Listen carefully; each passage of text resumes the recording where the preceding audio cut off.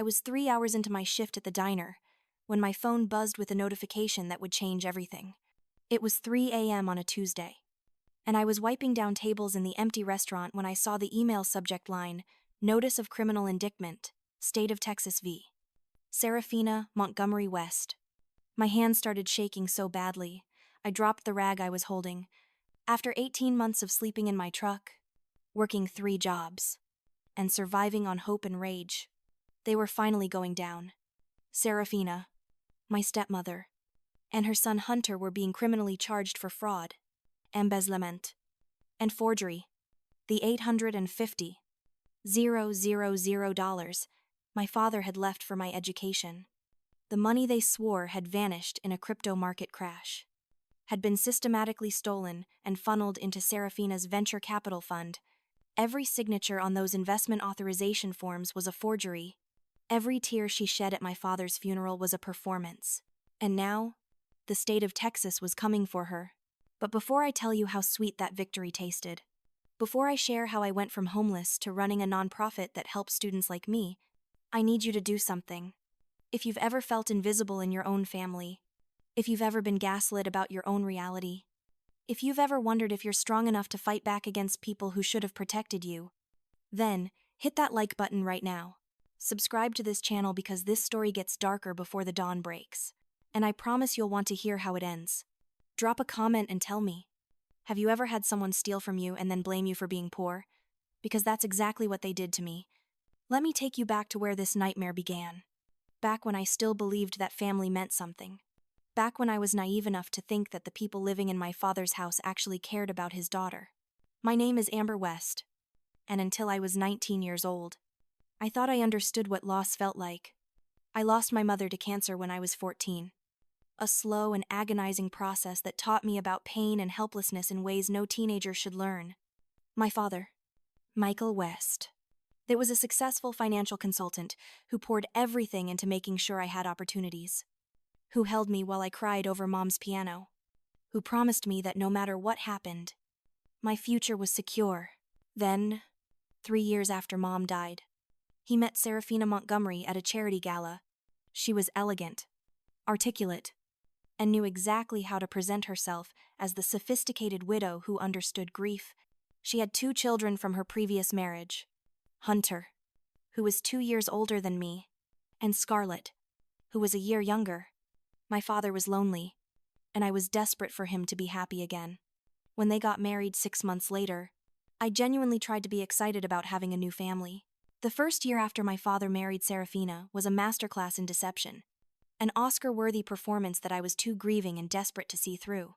Serafina played the role of concerned stepmother with such precision, it almost seemed genuine. She asked all the right questions about my classes at UT Austin, nodded sympathetically when I complained about difficult professors, even suggested mother-daughter shopping trips for my dorm room that I politely declined. Hunter maintained a careful distance, always buried in his laptop screens, displaying cryptocurrency charts that seemed to move in every direction except profitable. Scarlett existed in her own curated reality, obsessed with her Instagram aesthetic, treating me like furniture, until she needed someone to photograph her latest outfit. It wasn't the warm embrace of family I'd lost with my mother's death, but it wasn't open warfare either. It was a cold truce, a tolerable arrangement that felt like a betrayal to my mother's memory. Every single day I accepted it. Then the universe ripped away even that fragile stability. My father died on a Tuesday afternoon while I was sitting in sociology class, completely unaware that my world was ending. He'd been reviewing client portfolios in his home office, probably sipping the French roast coffee he loved, when his heart simply gave out. A massive coronary, the doctor said later, using clinical words that couldn't begin to capture the devastation. I was the one who found him when I came home that evening. He was slumped forward over his mahogany desk, reading glasses still perched on his nose, one hand resting on a client file, the coffee cup sitting cold beside him like it was waiting for him to take another sip. The paramedics were gentle when they told me he likely died instantly, that he felt no pain. But their kindness couldn't touch the agony splitting me open from the inside. At 21 years old, I became an orphan, a word that felt too small and too enormous all at once. The The funeral exists in my memory as a series of disconnected snapshots, like a film with missing frames. Black dresses bleeding into black suits, the suffocating smell of lilies, strangers approaching with practiced condolence faces, murmuring empty platitudes about time and healing.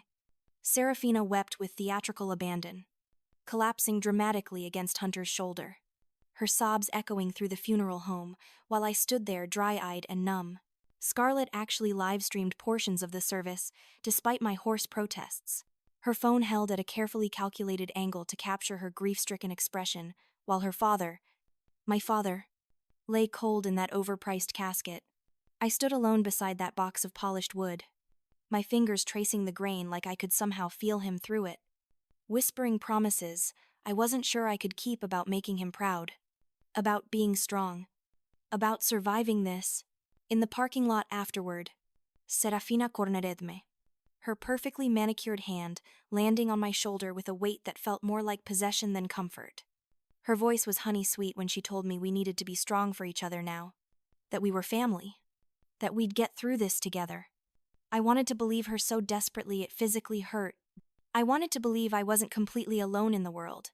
In those first brutal months after his death, I threw myself into schoolwork and employment like I was trying to outrun the grief. I maintained my 8 gigapascals in social work at UT Austin, while juggling shifts at the campus bookstore and tutoring students online late into the night, falling into bed exhausted so I wouldn't have time to feel the emptiness. I didn't need much to survive. Dad had been meticulous about my future, establishing a trust fund specifically designated for my education, $850,000, administered by Serafina as executor of his estate. It was enough to cover my undergraduate degree, graduate school, and provide a financial cushion as I started my career. Knowing that money existed, that my father had loved me enough to plan so carefully, brought a sliver of comfort during the nights when grief felt like it would consume me entirely. The warning signs started subtly. So subtly, I almost missed them. Serafina began asking increasingly detailed questions about my expenses, her tone casual but her eyes calculating. How much exactly was tuition per semester? What was I spending on textbooks and supplies? Did I really need the expense of dorm living when there was perfectly good space available at the house? I deflected, explaining that campus housing helped me focus on my studies, that I valued my independence. Her smile didn't reach her eyes, and something predatory flickered in her expression that made my skin prickle with unease.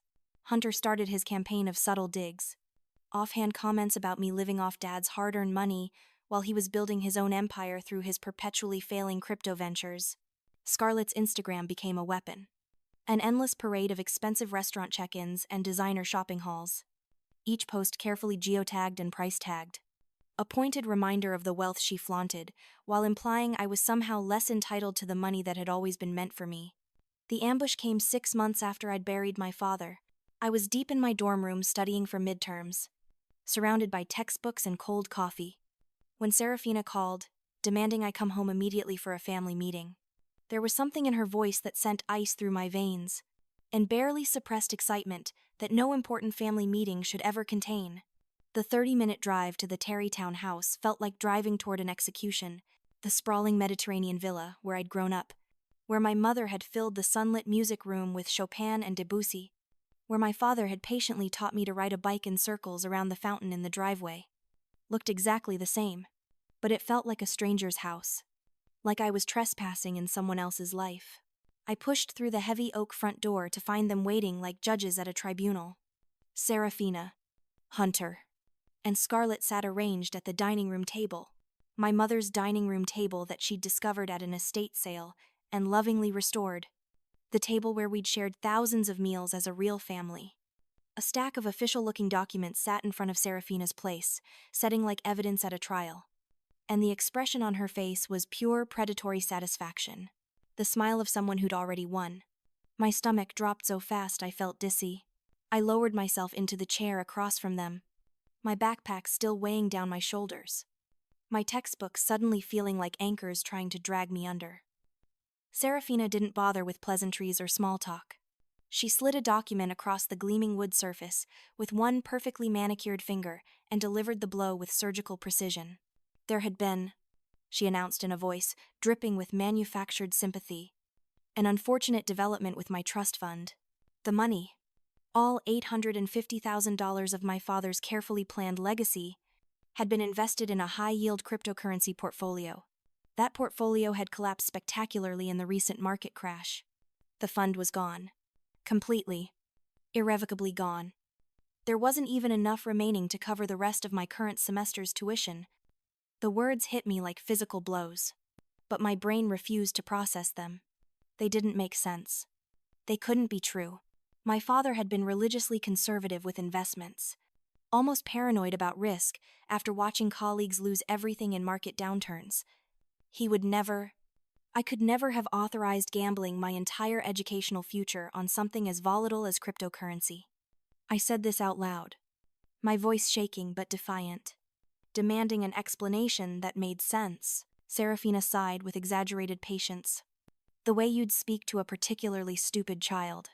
She explained condescendingly that I simply didn't understand the complexities of the financial world, that my father had wanted to grow the fund to give me even more opportunities, that the timing was just tragically unlucky.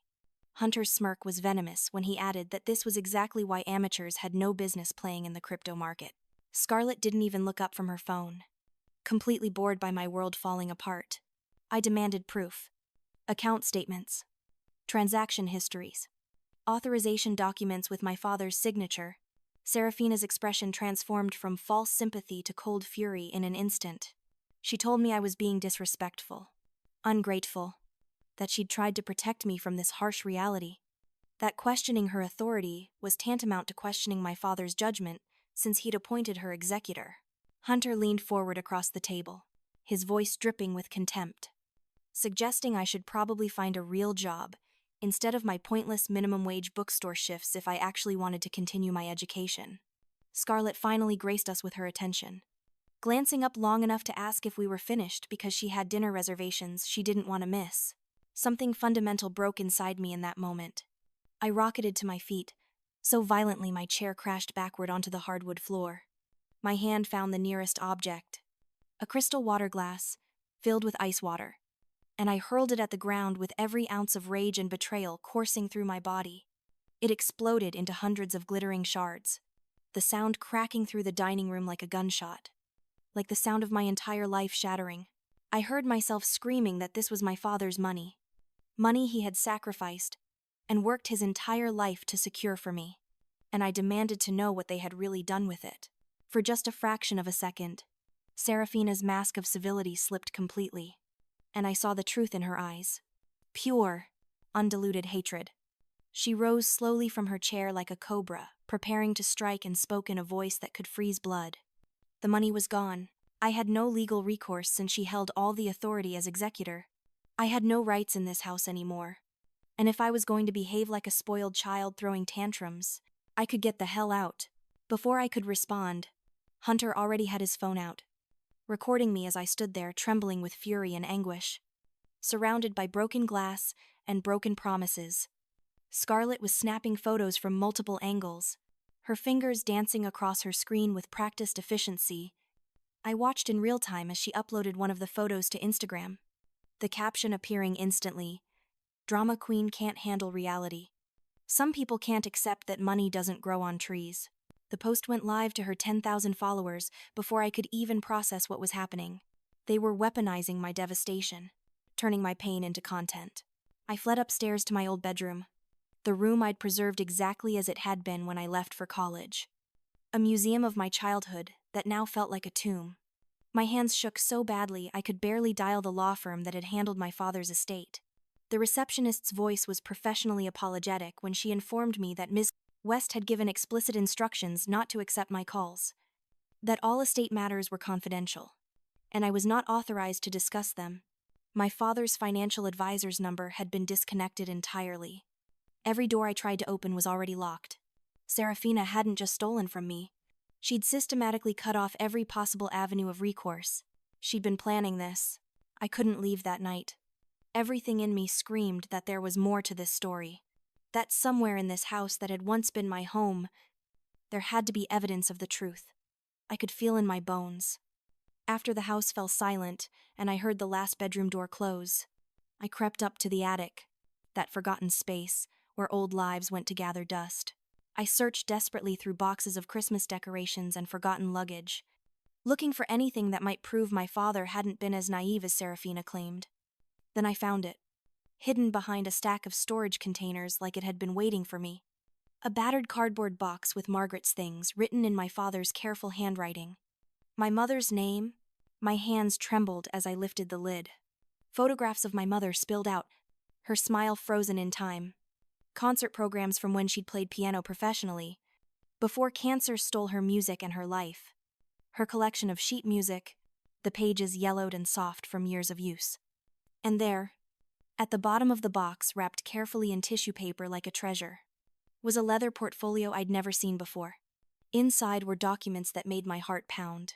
Copies of my father's original will, investment statements that didn't match anything Serafina had shown me, and a letter, written in my father's unmistakable handwriting, addressed to me and dated just 2 months before his death. I read that letter 3 times, tears blurring the words.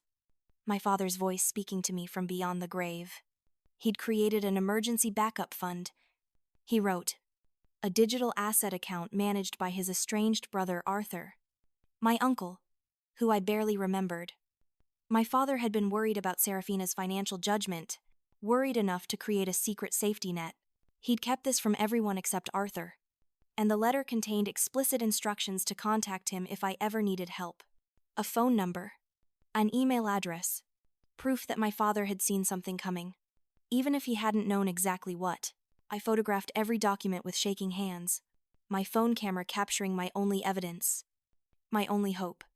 I'd just finished repacking the box when I heard voices drifting up from somewhere below. It was well past midnight. The house should have been silent, but Serafina and Hunter were awake, their voices carrying through the heating vents, and they were in my father's study, the room Serafina had claimed as her personal office before his body was even cold. I crept down from the attic like a ghost, my heart hammering against my ribs, and positioned myself outside the study door. The door was slightly ajar, just enough. I pulled out my old iPhone, the one with the broken camera, but working microphone, held it up to the crack in the doorframe, and pressed record. What I heard in those next 12 minutes would change everything. What I heard made my blood run cold. Serafina was on speakerphone with someone, discussing investment returns. She was bragging about how she'd successfully moved the West Girls Education Fund into her venture capital portfolio, how the returns were already looking promising, and how it was only a matter of time before she'd triple the initial investment. Hunter expressed concern that I would figure out what they'd done, but Serafina laughed, a sound like breaking glass. She called me a naive little factory chicken who didn't understand anything about the real world of finance. Then she said something that made me want to vomit. She told Hunter that she'd already sold my mother's piano, the Steinway grand that had been Mom's prized possession, the instrument she'd played professionally for years. Serafina had sold it to a private collector to cover incidental expenses and bought Scarlett a new Mercedes with part of the proceeds. I recorded 12 minutes of that conversation before they ended the call. 12 minutes of Serafina and Hunter laughing about how they'd systematically stolen my inheritance, falsified documents, and manipulated Dad's estate for their own benefit. I had evidence now, concrete proof of their fraud, but I also knew I couldn't fight them alone. I was a broke college student with no legal resources against a woman who had successfully manipulated the entire estate settlement process. I left the house that night with nothing but my backpack, my laptop, and the clothes I was wearing. I didn't say goodbye. I didn't leave a note. I just walked out into the humid Austin night and got into my beat-up Ford F-150, the truck Dad had bought me for my 16th birthday. One of the few things that was solely in my name. I had nowhere to go.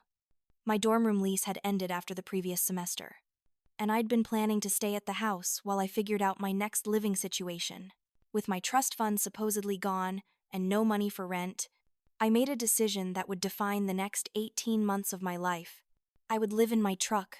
The first night, I parked in a Walmart parking lot on the outskirts of Austin. I pushed the seats back as far as they would go, wrapped myself in an old jacket, and tried to sleep. I couldn't. Every sound made me jump. Every set of headlights made me think someone had found me. I was terrified, angry, and heartbroken. But I was also determined. I had evidence of their fraud. I had a lead on Uncle Arthur. And I had survived worse things than sleeping in a truck. I could do this. The next morning, I drove to a different parking lot, one near the university, and used the campus gym shower facilities with my old student ID. Then I went to the bookstore where I'd been working part-time and begged my manager for more hours. She took pity on me without asking too many questions and put me on the early morning shift, 5 a.m. to 1 p.m. 6 days a week. I needed money desperately. Not just for food and gas, but to save up for a lawyer. Over the next 2 weeks, I built a brutal routine. I woke up in my truck at 4 a.m., drove to a 24-hour gym where I'd purchased a budget membership, showered and changed, then went to my bookstore shift. After that, I'd go to the campus library, charge all my devices, and work on my online tutoring gigs until the library closed. Then I'd drive to a diner on the edge of town that was always hiring and work the night shift from 10 p.m. to 2 a.m., serving truckers and insomniacs. Finally, I'd find a safe place to park my truck, usually rotating between a few different locations to avoid drawing attention, and try to sleep for a few hours before starting the cycle again. I was exhausted constantly, running on gas station, coffee, and determination. My grades tanked because I could barely keep my eyes open during online lectures. I lost weight because eating regularly became a luxury I couldn't afford. Some nights it got so cold in the truck that I'd layer every piece of clothing I owned and still shiver until dawn. Other nights, the Texas heat was so oppressive that I'd sit in the truck with the windows down, sweating and swatting mosquitoes until I finally passed out from exhaustion. The shame was almost worse than the physical hardship. I was living in my truck in one of the most prosperous cities in America, surrounded by students complaining about their meal plans and their dorm room Wi-Fi. I felt invisible and simultaneously hypervisible, convinced everyone could tell I was homeless, that they were judging me, pitying me. I stopped responding to texts from classmates who wanted to meet up for coffee or study groups. I couldn't bear to explain where I was really spending my nights. I tried multiple times to contact Uncle Arthur using the information from Dad's letter. The phone number went straight to a full voicemail box. The email address bounced back. I was starting to think that lead was a dead end, that Dad's backup plan had died with him.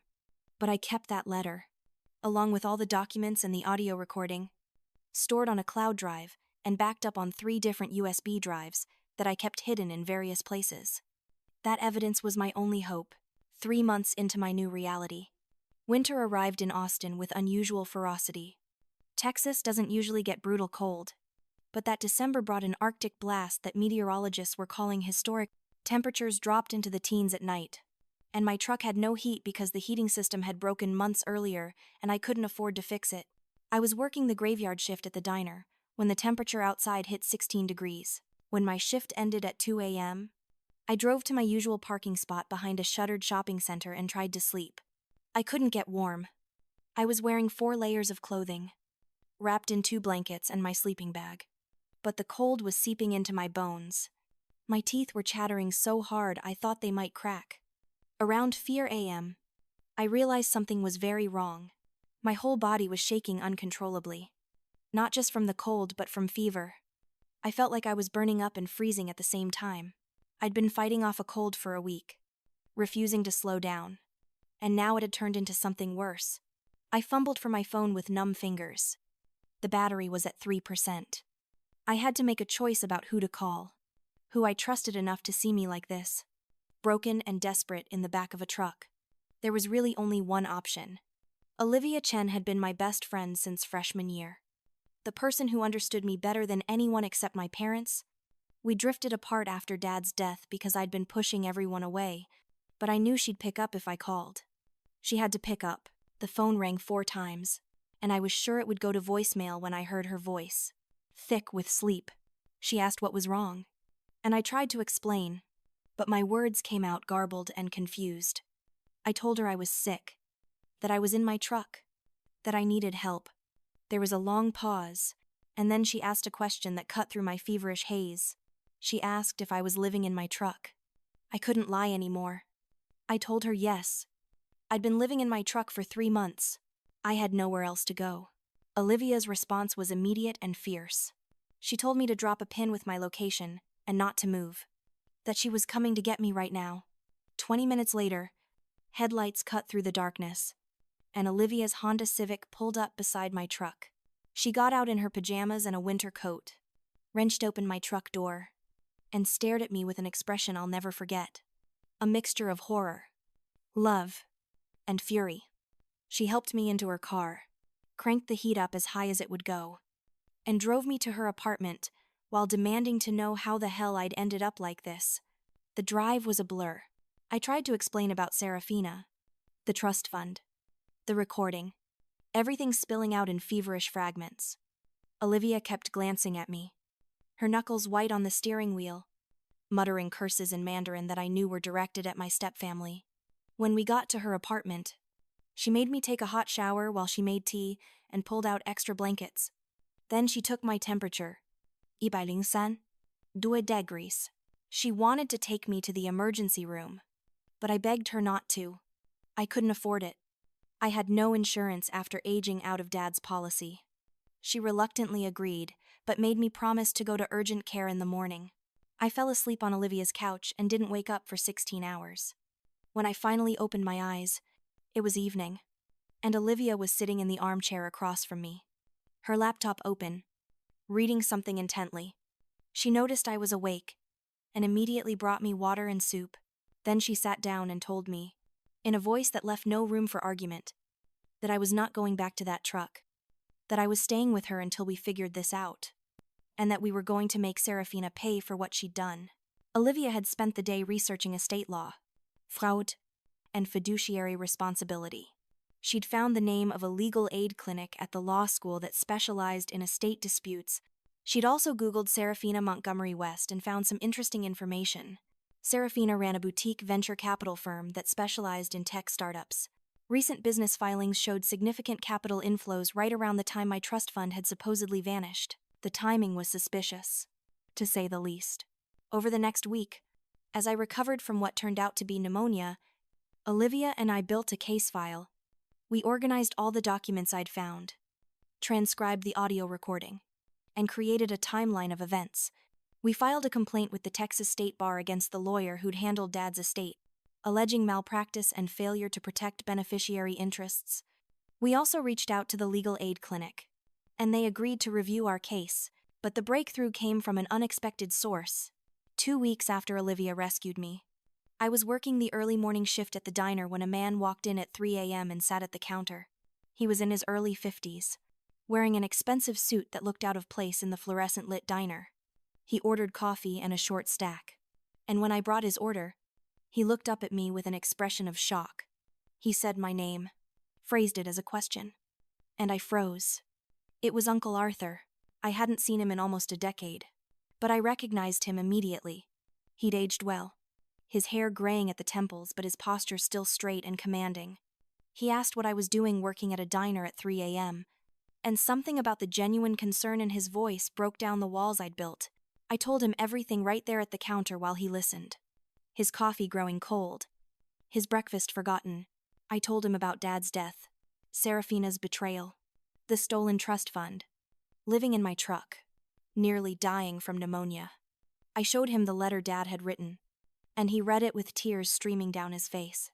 Arthur told me that he'd tried to reach out after my father died, but Serafina had intercepted all his communications. She told him that I was doing fine, that I was settled and didn't want contact with his side of the family. He'd believed her because he and my dad had been estranged, and he figured I was angry at him too. He'd been in Austin for a tech conference and had insomnia, had wandered into the diner on a whim. He called it fate. I called it a miracle. Arthur was a successful entrepreneur, a founder of a cybersecurity firm that had gone public 3 years earlier.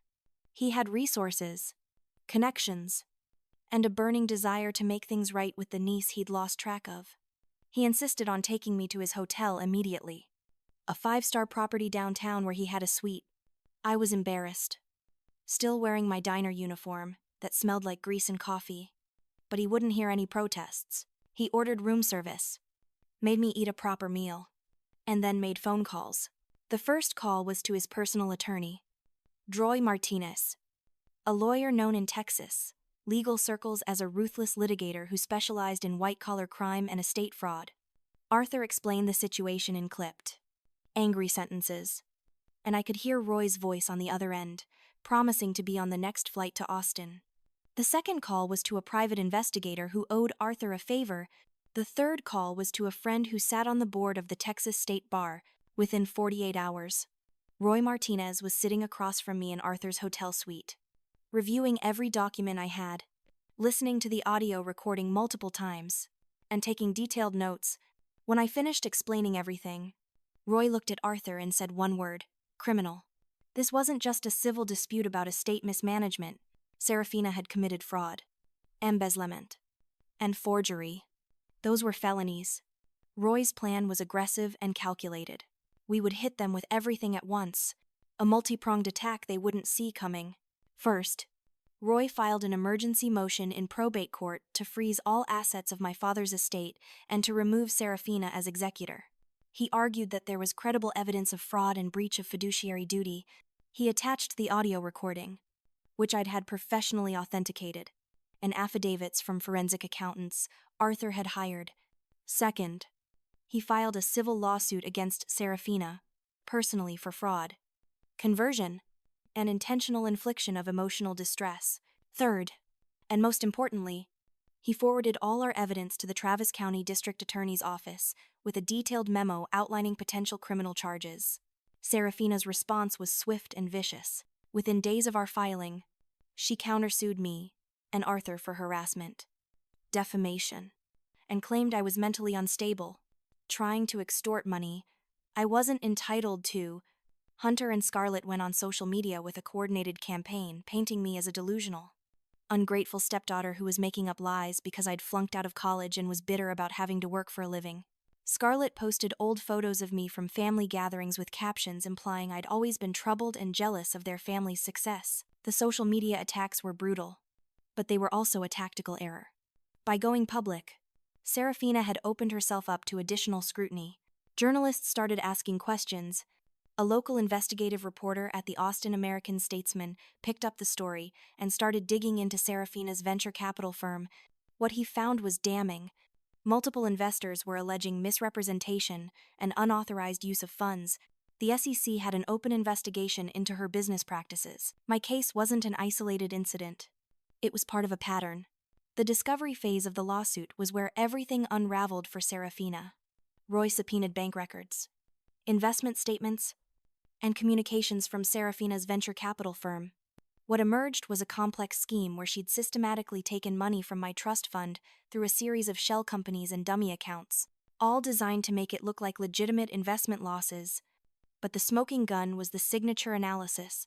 Roy hired a forensic document examiner to analyze the investment authorization forms that supposedly gave Serafina permission to invest my trust fund in high-risk crypto ventures. The expert's conclusion was unequivocal. Every single signature purporting to be mine was a forgery. Serafina had forged my signature on dozens of documents to steal my inheritance. Armed with this evidence, Roy called for an emergency hearing. The probate judge, a no-nonsense woman in her 60s who'd been on the bench for 20 years, reviewed the forensic reports and listened to the audio recording in her chambers. When she emerged, her expression was thunderous. She ordered an immediate freeze of all estate assets, removed Serafina as executor, and appointed a neutral third-party administrator. She also made a formal referral to the district attorney for criminal prosecution. 6 months after I'd first sat down at that dining room table and heard Serafina tell me my inheritance was gone, I was sitting in a conference room at Roy's law firm for settlement negotiations. Arthur sat on one side of me, Roy on the other, and Olivia was there for moral support, seated in a chair against the wall.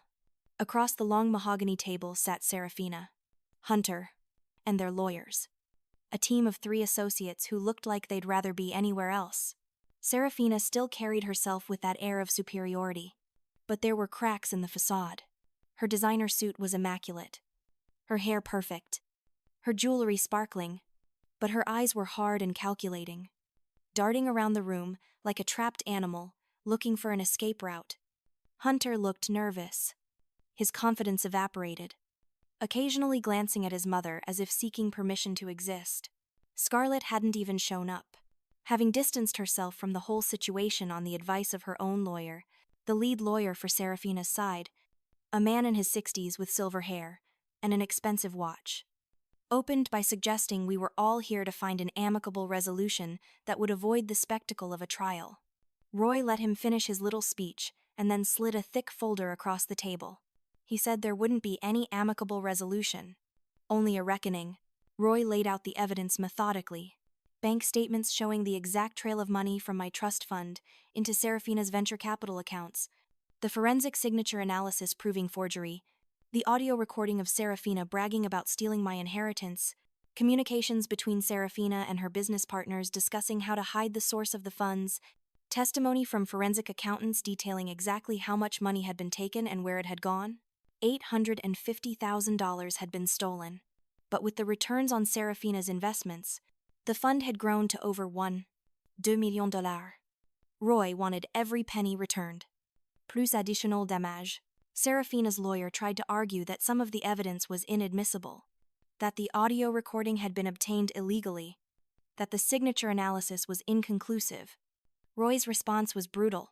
He pointed out that Texas is a one-party consent state, meaning I had every right to record a conversation I was part of. Even if I'd been eavesdropping, the signature analysis had been conducted by one of the top forensic document examiners in the country, and her findings would be devastating to any jury. And then Roy dropped the real bomb. He opened another folder and pulled out a document with the seal of the Travis County District Attorney's Office. It was a notice of intent to prosecute. The DA was moving forward with criminal charges against Serafina and Hunter for fraud, forgery, theft, and money laundering. The potential prison time was between 5 and 15 years, depending on various factors and aggravating circumstances.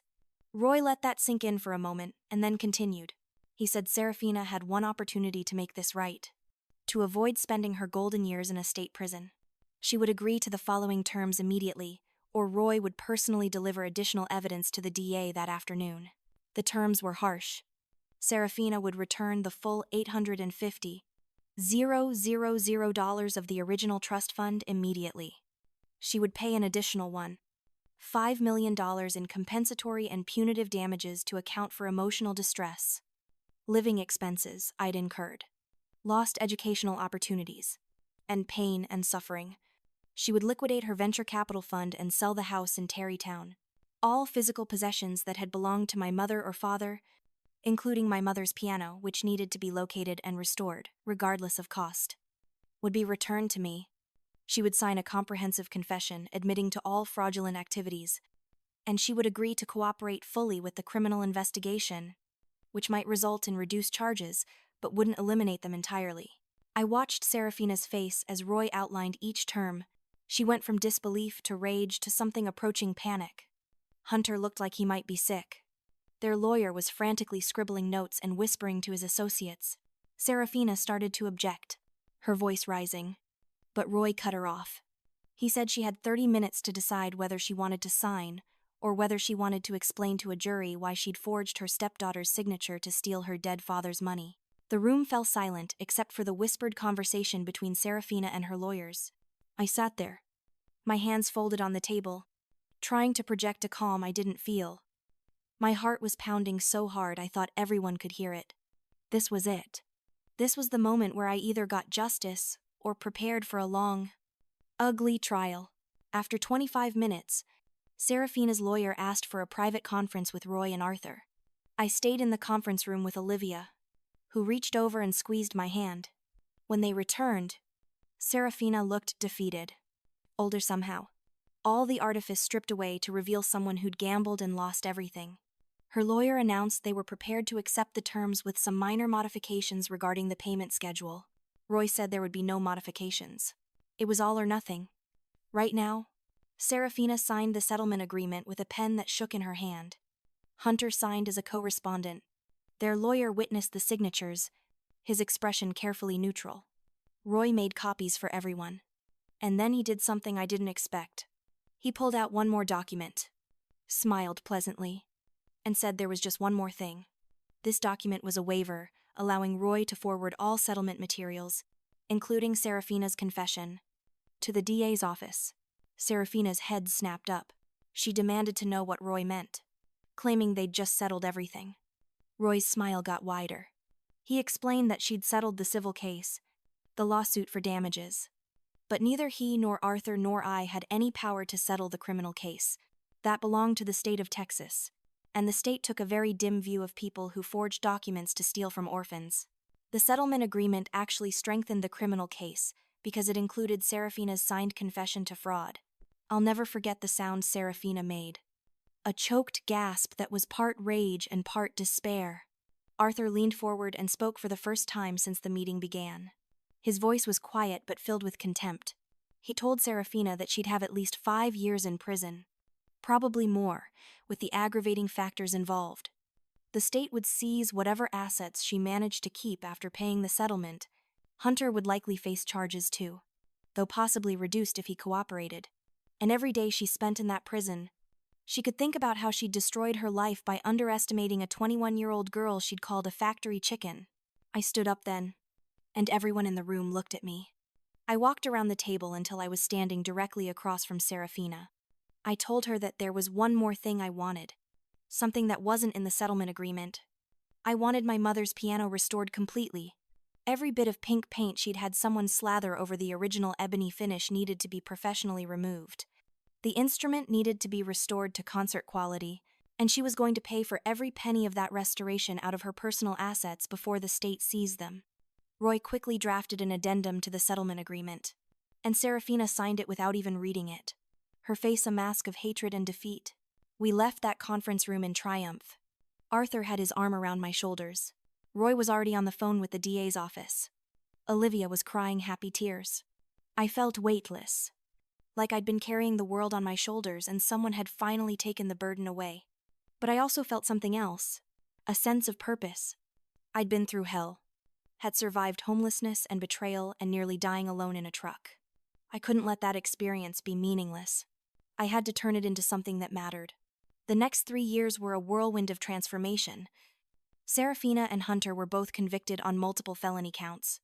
Serafina received an 8-year sentence and was ordered to pay substantial fines on top of the settlement damages. Hunter got 5 years with the possibility of parole after 3. Scarlett, who'd cooperated with prosecutors and testified against her mother and brother, avoided charges but became a social pariah. Her Instagram following evaporated overnight. The last I heard, she was working at a mall kiosk, selling phone cases. The house in Tarrytown was sold, and the proceeds went to paying my settlement. I used part of the money to finish my undergraduate degree, then applied to Stanford's graduate program in nonprofit management. I got in with a full scholarship, but I used some of the settlement money to live comfortably while I studied, to make up for those months of sleeping in my truck and eating ramen for every meal. Uncle Arthur and I rebuilt our relationship. He became the father figure I'd lost, attending my graduation, offering advice, connecting me with mentors in the nonprofit sector. My mother's piano was restored by one of the best instrument restoration specialists in the country.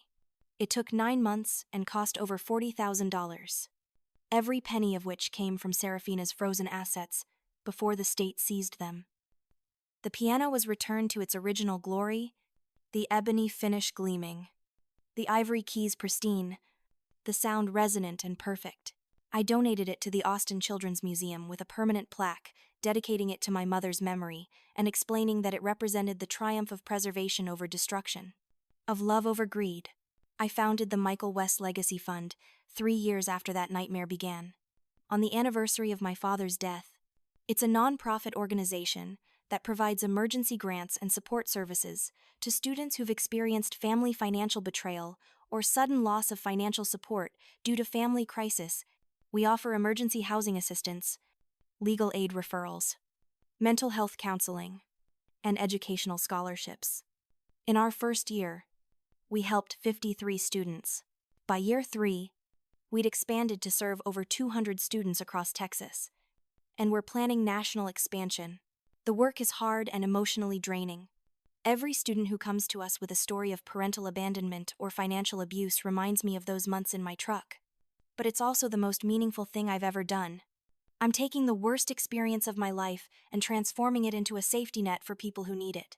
I'm building the support system I wish I'd had. in the place I could have gone instead of sleeping in parking lots and working myself to exhaustion. Last month, I spoke at a fundraising gala for the foundation. The event was held at a beautiful venue in downtown Austin, attended by philanthropists, nonprofit leaders, and some of the students we'd helped. Uncle Arthur was there, sitting at a table near the front with Olivia, who'd become one of the foundation's board members. I stood at the podium and told my story, not holding anything back. I talked about finding my father dead, about Serafina's betrayal, about living in my truck and nearly dying from pneumonia.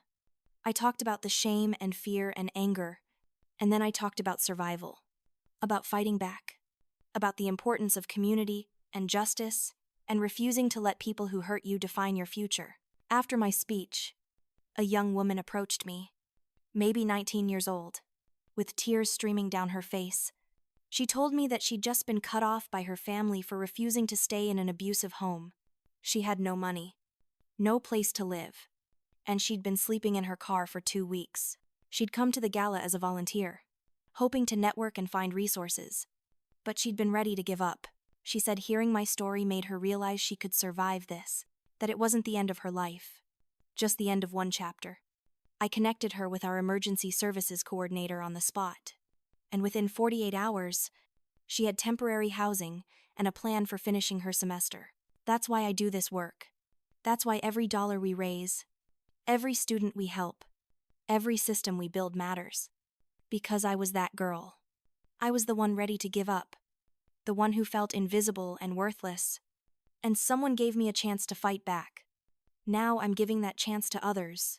Have you ever been betrayed by someone who was supposed to protect you? Have you ever had to choose between your dignity and your survival? Have you ever rebuilt yourself from nothing and made something beautiful out of the wreckage? The Michael West Legacy Fund isn't just about money. It's about proving that you can take the worst thing that ever happened to you and forge it into a weapon against injustice. It's about making sure no student has to choose between their education and having a place to sleep. It's about transforming pain into purpose. So, here's what I want to know from you. What would you do if you discovered your inheritance had been stolen? Would you fight back, or would you walk away? And if you've ever been through something similar, what helped you survive? Drop a comment and share your story because I promise you're not alone in this. Someone out there needs to hear that survival is possible. If this story resonated with you, if you believe in the power of turning pain into purpose, hit that subscribe button. Share this video with someone who needs to hear it. And remember, you're stronger than the people who hurt you, and you deserve better than what they tried to make you settle for. Thanks for listening to my story. Now go out there and write your own comeback.